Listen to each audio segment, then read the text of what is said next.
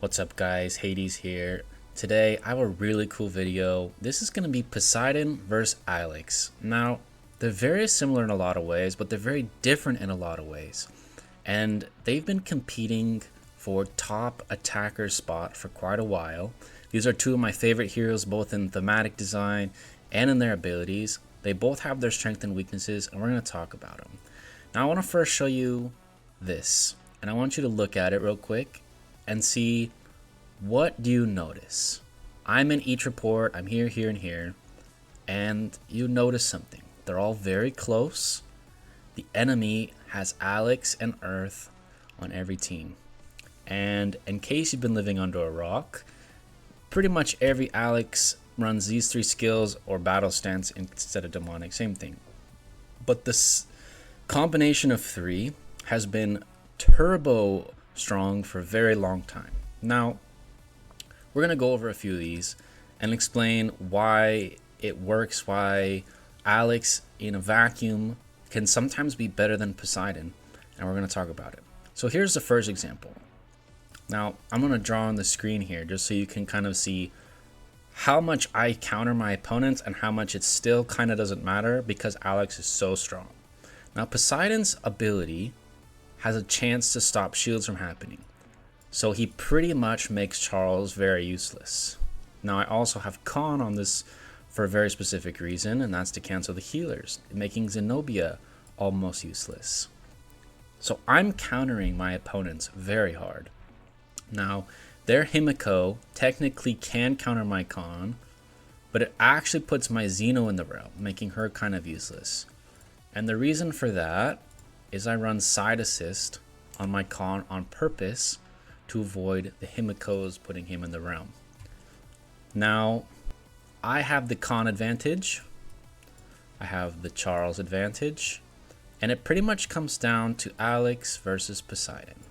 Now, a big difference here is Alex does way more auto attack damage, so he wins the auto battle.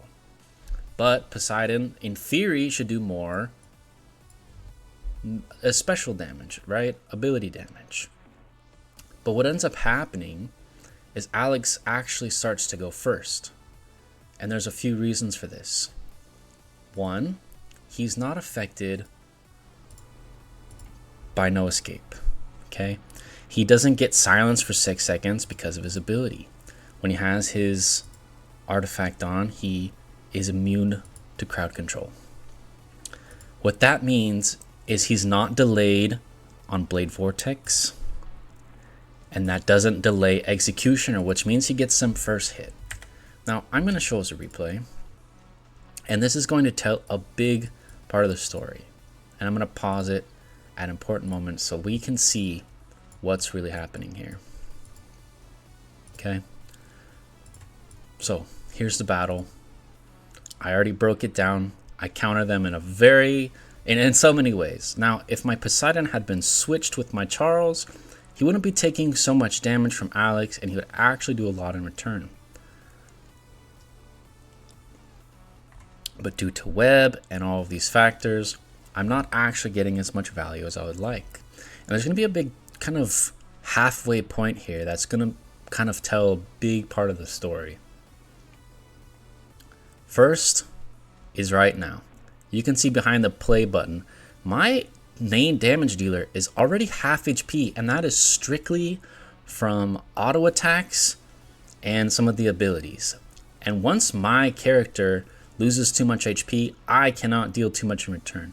I have my Con very supportive, so there's not a lot to happen. And you're going to notice his Alex is full HP, and this happens a lot. Even with the 0%, he just struggles to take damage. I'm going to clean his army a little bit before him, but he's getting multiple stuns from the technology boost on calves, and it's just not that good because Alex is just so strong. And you're going to see here, I am going to barely win because of 3 versus 1 at the end, but I want to dive into some stats. So here are the stats. My Poseidon, I'm going to click damage taken, took 23 million from Alex, and a vast majority over 50% of it was from normal attacks. Now, had I moved my Poseidon down and let Alex hit the tank, I would have won this in a much more reasonable fashion, right? This would have changed the match quite significantly. The side assist worked very well, put my Zenobia in the realm instead of Khan, but my Poseidon just didn't do enough damage, and you're going to see here, Alex does more. A lot of matchups he does more because my web is not effective and I don't have an upfront burst on him. Because he does so much upfront burst with his extra boosted normal attacks, it's really hard to get damage on him early. Now let's look at another one. Here's another one from the list. And I lose this one. And you're going to look at the Alex stats. And he beats me again, right? And this one is actually better for the opponent because they're using a damage comp team, which is actually going to end up doing a lot of extra bonus damage. You can see my con does 3.5 and his con does 9.9, plus his Alex does more. So now I have multiple weaknesses. The problem that Poseidon ends up having is he doesn't win by himself. Now I chose Poseidon first because I wanted to be unique, I wanted to be different. He's still very, very strong. Don't get me wrong. I still do crush this team when I'm in the right matchup. So don't get it skewed. Poseidon is very good. But I'm making an argument here that Alex, in a lot of scenarios, is actually just as good, if not better, when everything lines up correctly. Now, this player isn't using their Himiko kind of the way that they should be, in my opinion. But that's a whole nother batch of issues. Now, going back to this page, you can see the struggle I'm having with these teams, right? So, what do? Well, there's a few things you can do. And this is going to line up with anyone who has an Alex, which is a lot of players. I'm going to make a new one, and I'm going to show you what you should be doing in these kind of matchups. Now, you really want your Alex to be lined up with the Poseidon. You can see here he's not. He's actually lined up with Charles, which means my Poseidon isn't getting targeted by Alex, which means he can actually do a lot of extra damage. What actually is the main difference is the more damage that the Khan has is now completely negating my Zenobia. I'm negating his Zenobia, but he's getting first hit on my backline because he's targeting everything, right?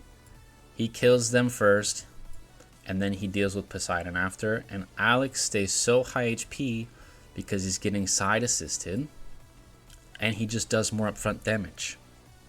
Okay, so this current combo of Battle Stance, Blade Vortex, and Executioner on Alex is completely nuts. If you don't have it, I highly, highly recommend you get it for your Alex. Now, this is not to say Poseidon is bad. Poseidon is much stronger, but he needs help.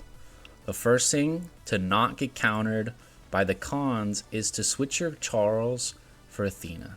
And again, this gets much pricier, but this is the theory. You switch it for Athena. And then the next one is Poseidon actually has a large low-key problem. Low-key counters him very hard, so you need Fufei as well. So Poseidon is one of the highest damage carries in the game. His ability creates that for him. You don't actually have to run Blade Vortex. You can actually add Battle Stance instead here. But then it actually just slows your tempo even further in a lot of cases, but it is higher damage. And then when you face Lokis, you have to put on Fighting Master. There's a blue skill, and it's pretty much Alex's passive, and you lose out on all the Blade Vortex damage or the Battle Stance damage because you're forced to run this or you kill your own team because of Loki.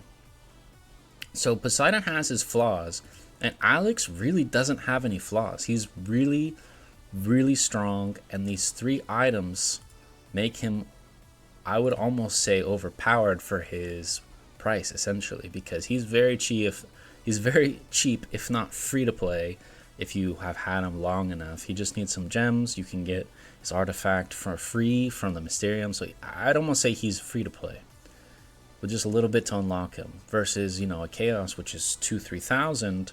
In comparison, Alex is the no-brainer. But yeah, I just wanted to show you guys how close these two heroes are on average, and just the way the meta is, that Alex actually comes out on top in a lot of scenarios. He has less weaknesses.